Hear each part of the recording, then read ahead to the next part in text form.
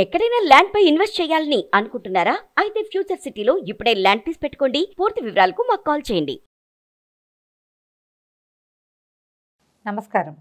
కార్తీక పురాణం 22వ అధ్యాయంలో ఉన్నాం. పురంజేయుడు తీర్థయాత్రలు చేసి వైకుంఠానికి చేరుకునే విషయాన్ని ఇందులో వర్ణించారు. జనక మహారాజు అగస్త్య మహర్షిని ఇలా అడుగుతున్నారట. పురంజేయుడు కార్తీక వ్రతం చేశాడు. పౌర్ణమి నాటి తెల్లవారుజామున నదీ స్నానం చేశాడు. ఆ తర్వాత మళ్ళీ శక్తియుక్తులు పుంజుకున్నాడు. ధర్మబలం దైవబలంతో పుణ్యవశాత్తు యుద్ధంలో గెలిచాడు. గెలిచిన తరువాత అతని ప్రవర్తన ఎట్లా ఉంది, అతను ఏం చేశాడు, ఎట్లా తను కోల్పోయిన ధర్మబలాన్ని మళ్ళీ సంపాదించుకున్నాడు అని అడిగితే అప్పుడు చెప్తున్నారనమాట అగస్త్య మహర్షి. అంటే మనం ఏదైనా ఒక మొక్కు పెట్టుకుంటాం, సమస్య వచ్చినప్పుడు భగవంతుడికి నమస్కారం చేస్తాం. దేవుడా ఎలాగైనా నన్ను ఇందులో నుంచి కాపాడు, నన్ను రక్షించు అని.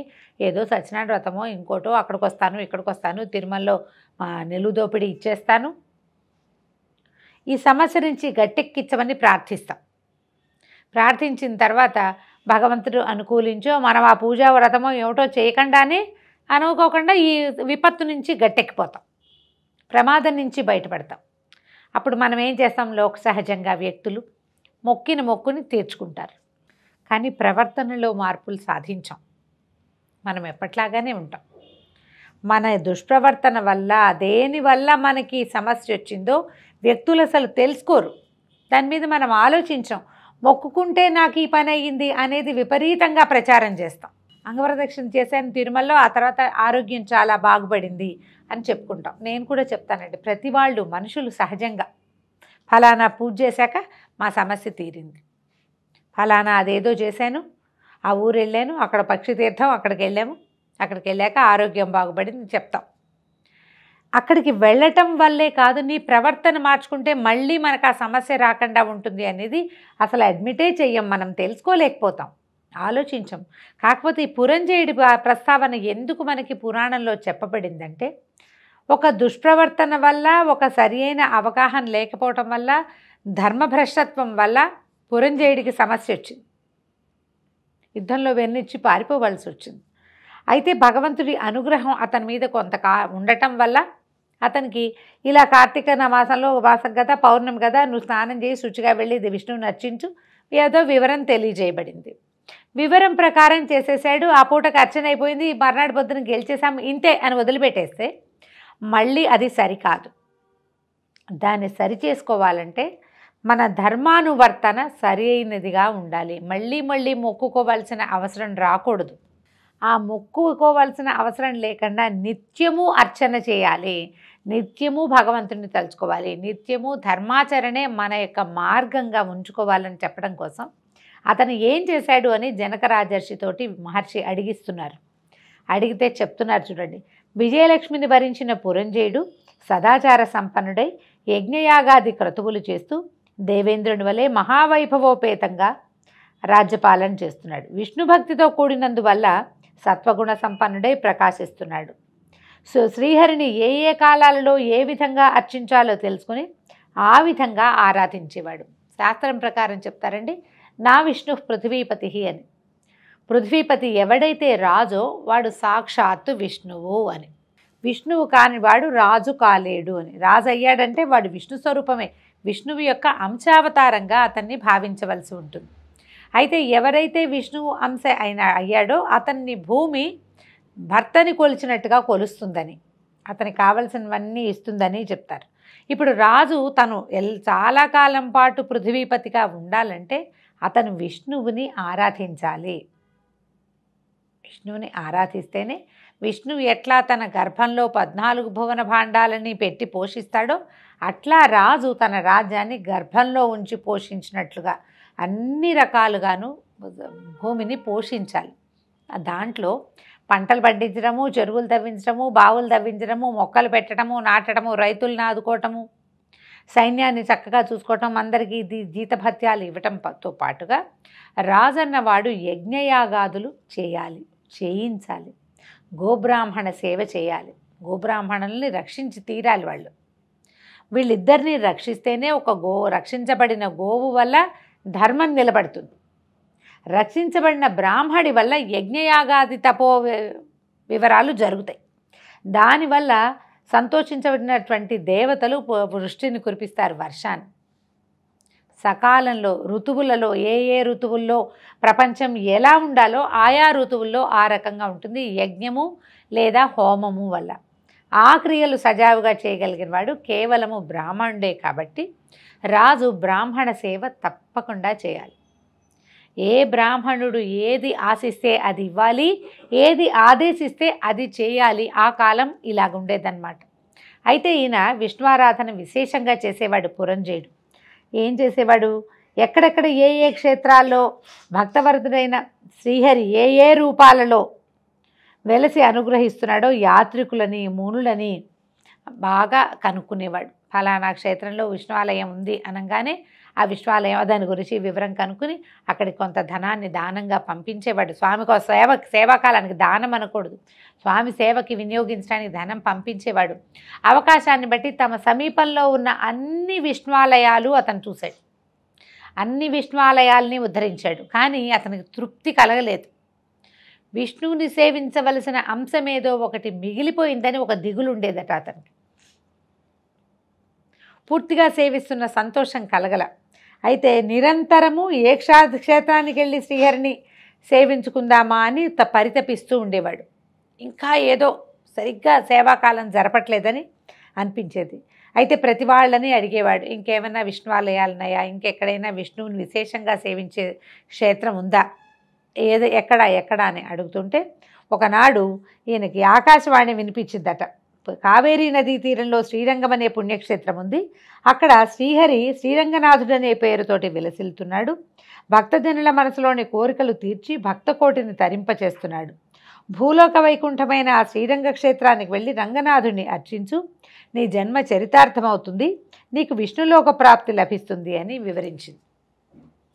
అయితే ఇప్పుడు ఇది రాముల వారి కాలమని మనం అనుకోవడానికి వీల్లేదండి.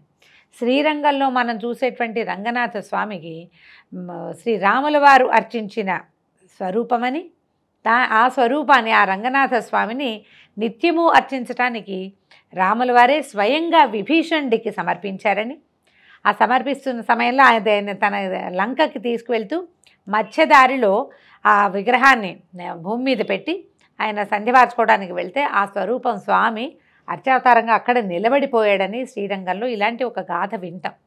అంటే ఇది శ్రీరంగం ఉంది అంటే ఆ కల్పంలో కూడా రాముల వారు ఉన్నట్టే చెప్పుకోవాలి మనం ఆ సమయంలో కూడా. అయితే ఈ మాటలు విన్నాడు, విష్ణులోక ప్రాప్తి లభిస్తుంది. రంగనాథ స్వరూపం అంటే మామూలుగా స్వరూపాలు, దేవతా స్వరూపాలు 3 రకాలుగా ఉంటాయి. ఒకటి స్థానక భంగిమలో నిలబడిన స్వరూపంలో ఉంటారు శ్రీ వెంకటేశ్వర స్వామి వారు. తర్వాత కూర్చున్న భంగిమలో ఉంటారు, ఆసీన భంగిమలో. ఈ ఆసీన భంగిమలో ఉన్నవి మనకి కేశవస్వామి దేవాలయాలు అవి కనిపిస్తాయి. వెంకటేశ్వర స్వామి వారితో పాటుగా వేణుగోపాల స్వామి ఆలయాలు అవన్నీ, నరసింహస్వామి కూడా నిలబడి ఉన్నటువంటి స్వరూపాల్లో చాలా దేవాలయాల్లో కనిపిస్తాడు. ఒకటి ఆ భంగిమ, నిలబడిన భంగిమ, స్థానక భంగిమ అంటారు. రెండోది ఆసీన భంగిమలో మనకి యోగనరసింహస్వామి యోగపట్ట బంధంలో కూర్చున్నట్టుగా కనపడతాడు, అది రెండో భంగిమ. అయితే మూడవ భంగిమ శయన భంగిమ, శయన విగ్రహాలు కనిపిస్తాయి. ఈ శయన భంగిమలో ఉండేవాడు సాధారణంగా శేషతల్పసాయి అయినటువంటి విష్ణువే ఆ స్వరూపంలో మనకి దర్శనమిస్తాడు. మనం శివస్వరూపాలు ఎక్కడ విగ్రహ రూపంగా అర్చన జరగదు. మన ప్రాంతం అంతా లింగరూపిగానే శివుడు అర్చించబడతాడు. ఈ స్వరూపంలో చతుర్భుజుడైనటువంటి విష్ణు స్వరూపాలలో అర్చించబడేవాడు మనకి కేవలము ఈయనే కనిపిస్తాడు. అయితే ఈ ఆ స్థానక ఆసీన భంగిమలు కాకుండా శయన భంగిమలో రంగనాథుడుగా మహావిష్ణువు వైకుంఠంలో ఎలాంటి స్వరూపంలో ఉంటాడో అదే స్వరూపంలో దర్శనమిచ్చే ఈ శ్రీరంగం గురించి ఎన్నో కథలు విన్నాడు పురంజయుడు. ఇప్పుడు శ్రీరంగం ఎక్కడుందండి, దక్షిణం వైపు ఉంది, తమిళనాడులో కదా ఉన్నది. మనకి పురంజయుడు ఉన్నది ఎక్కడ, అయోధ్య నగరం, అది ఎక్కడుంది, దేశానికి రెండో వైపు ఉంది. అయితే ఈయన అప్పటి నుంచి ప్రతి వాళ్ళని ఈ ఓబు కాళ్ళు ఉప్పకు నీకు డబ్బులు రావు, ఒకటి నాకు డిస్టర్బింగ్గా ఉంది. అయితే అక్కడి నుంచి శ్రీరంగాన్ని రావడానికి ఆయన చాలా ప్రయత్నం చేసుకున్నాడు. ప్రతి వాళ్ళని తన దగ్గరకు వచ్చినటువంటి, అంటే తన రాజ్యానికి వచ్చినటువంటి అనేక ఋషులని, మునులని, మహానుభావులందరినీ ప్రశ్నించేవాడు. రంగనాథ స్వరూపం ఎలా ఉంటుంది, కావేరీ నదీ తీరం ఎలాంటిది, అక్కడ ఎట్లా ఉంటుంది, ఆ దేశం ఎలా ఉంటుంది, ఎందుకంటే భాష వేరు.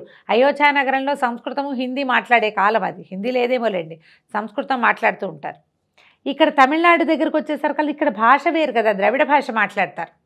అందుకని వచ్చిన మునులని ఋషులని ప్రతి వాళ్ళని ఆయన శ్రీరంగం గురించి ప్రశ్నించేవాడు.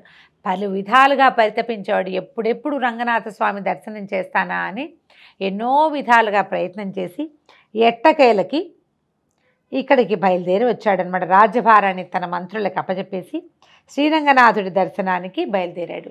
ఎంతకాలమో పట్టిందట ప్రయాణం. దారి రోడ్డు మీద చేయాలి కదా, దారి రథాల మీద వెళ్ళేవాళ్ళు. ప్రతిరోజు సాయంకాలం అవ్వగానే ఎక్కడైనా విడిది చేయటం, ఆ ప్రాంతంలో ఉన్న ఒక్కొక్క చిన్న చిన్న ఉన్న అనేక రకాల ఆలయాల్ని దర్శనం చేస్తూ తన తోటి తెచ్చినటువంటి అశేష సంపదని ప్రతి దేవాలయంలోనూ సేవాకాలానికి అర్పిస్తూ అంత భక్తిపరుడైపోయాడనమాట. అర్పిస్తూ క్రమంగా ఇంకా దారిలో సమస్తమైన పుణ్యతీర్థాల్లోనూ స్నానదాన జపతపాదులు చేసుకుంటూ సంధ్యావందనం చేస్తూ మొత్తానికి శ్రీరంగం వైపుగా ప్రయాణిస్తూ కావేరీ నదీ తీరాన్ని చేరుకున్నాడు. కావేరీ నదీ తీరం అంటే అది ఇట్లా 2 నదుల సంగమ స్థానమని, ఒక ద్వీపంలాగా ఉంటుందని, ఆ ద్వీపంలో ఈయన స్వామి కావేటి రాయుడు నివసిస్తాడని, కావేటి రంగడు కావేటి రాయుడు అంటారు రంగనాథ స్వామిని. ఆ కావేరీ నదీ జలాలతోటే స్వామికి నిత్యము అభిషేకం చేస్తారు. పొద్దున్నే ఒక ఏనుగు వస్తుంది నీళ్లు తీసుకెళ్ళటానికి. నీళ్ళు తీసుకెళ్తే ఆ ఏనుగే లోపలికి అందిస్తుంది. అక్కడ స్వామివారికి ప్రతిరోజు కావేరీ జలాలతోటే అభిషేకం చేస్తారు. కావేరీ నది విరజా నది అని చెప్తారు. కావేరి భూలోకంలో ఉన్నటువంటి కావేరి లోపల పైన ఉన్నటువంటి గంగా నదితోటి సమానమని, ఆ జలాలతోటి అభిషేకమే ఆయనకి అత్యంత ప్రీతిపాత్రమని తెలుసుకొని కావేరీ జలాలలో స్నానం చేసి తర్వాత అక్కడే సంధ్యావందనం చేసుకుని కావేరీ జలాలతో తమ పితరులకి తర్పణాలు, సూర్యుడికి అర్ఘ్యాన్ని సమర్పించి ఈయన ఏం చేశాడు, భక్తి శ్రద్ధలతోటి స్నానదాన జపతప హోమ ఆరాధనలన్నీ విశేషంగా చేశాడు. ఈయన పురంజేయుడు అదృష్టవశాత్తు ఆయన అక్కడికి చేరే కాలం కార్తీక మాసం అయింది. అందుకని కార్తీకంలో కావేటి స్నానం చాలా అమోఘమైన ఫలితాన్ని ఇస్తుంది అని చెప్తారు. ఈయన కూడా అదే సమయానికి అక్కడికి వెళ్ళాడనమాట. అక్కడే ఉండి 1 నెల రోజుల పాటు కార్తీక మాస విధులని పూర్తి చేసుకుని 1 నెల రోజులు నిత్యము స్వామిని దర్శించి కావేరీ నది స్నానాన్ని నిత్యము చేసి 1 నెల రోజుల తర్వాత తిరిగి మళ్ళీ అయోధ్య నగరానికి చేరుకున్నాడట.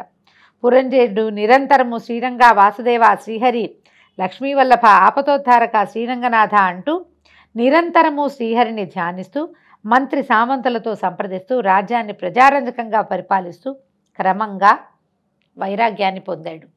ఏటా కావేరీ నదీ స్నానానికి కార్తీక మాసంలో ప్రయాణం అయ్యేవాడట. వెళ్ళడానికి 2 నెలలు, రావడానికి 2 నెలలు, అక్కడ 1 నెల, మొత్తం 5 నెలల కాలాన్ని ఈ రంగయాత్రలోనే గడిపేవాడు. ఇలా చాలా సంవత్సరాలు తిరిగిన తర్వాత ఆయనకు వృద్ధాప్యం మీద పడింది.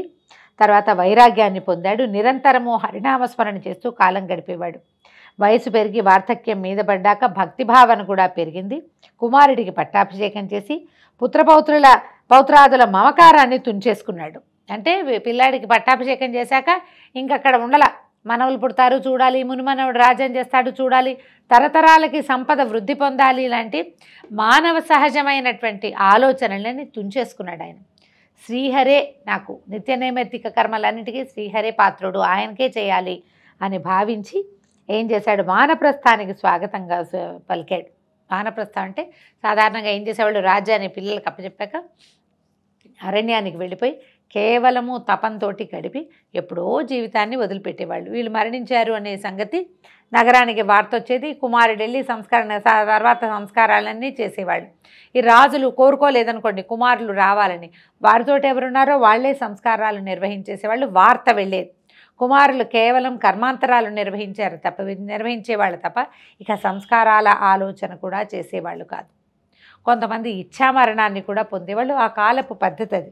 ఈయన వానప్రస్థాన్ని స్వీకరించి వానప్రస్థం కోసం మళ్ళీ కావేరీ నదీ తీరంలో ఉన్న శ్రీరంగపట్నానికే వెళ్ళిపోయాడట.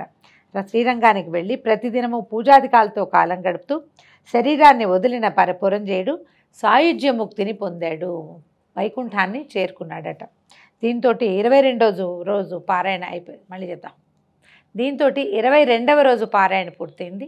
రేపొద్దున 23వ రోజు పారాయణతో మళ్ళీ కలుసుకుందాం. నమస్కారం.